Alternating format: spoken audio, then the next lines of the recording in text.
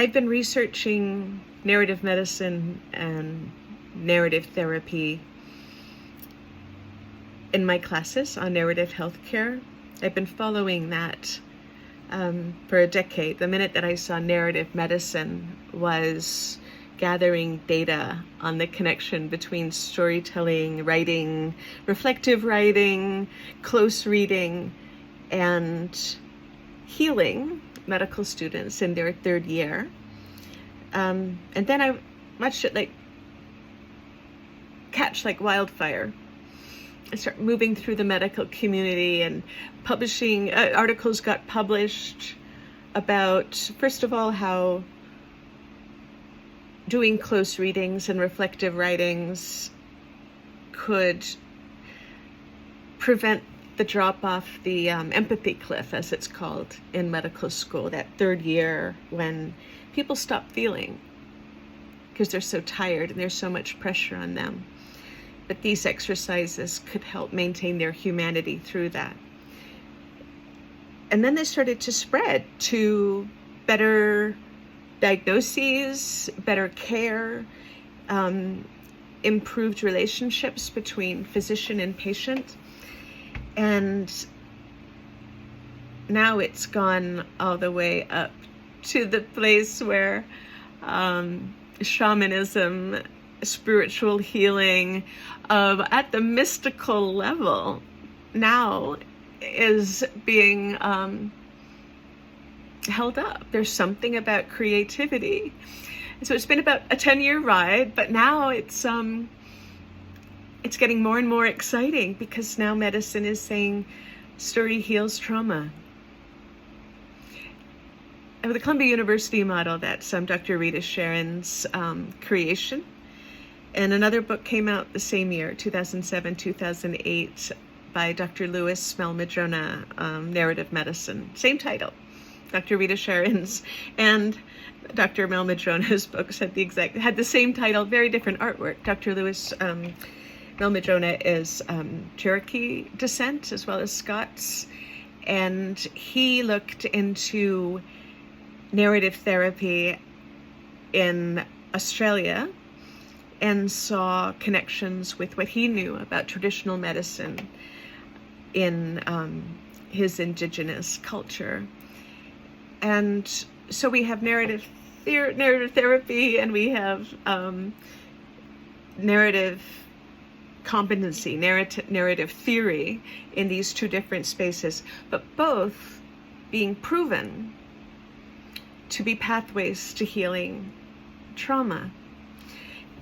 And along this trajectory, while this conversation was growing, we had the pandemic, and in that, story became a powerful voice in medicine from everywhere. And that was the great turning of the tide in the history of medicine, where the unheard was fatal and judged, and so people weren't believed, people were disregarded. And you wonder if I'm talking about medicine or racism right now, right? There's two pandemics really showed in violent ways just how ill-prepared we are to really care for one another.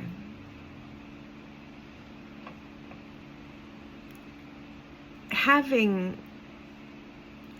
pages and pages of evidence-based data supporting science, I feel that it's what we needed.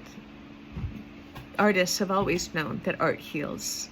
Writers and poets have always known that poetry has some pretty powerful healing medicine in it, and so does writing our stories. And yet those fields have been devalued since the 1600s, when medicine and science started to do scientific method, and which is a wonderful thing. But there's more than the scientific method to life.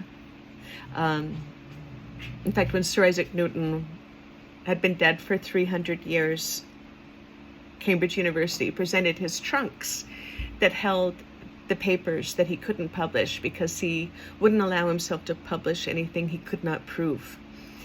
But he thought that in 300 years we might stand a chance at being able to do the math for his ideas. He wrote more about levity than he did about gravity.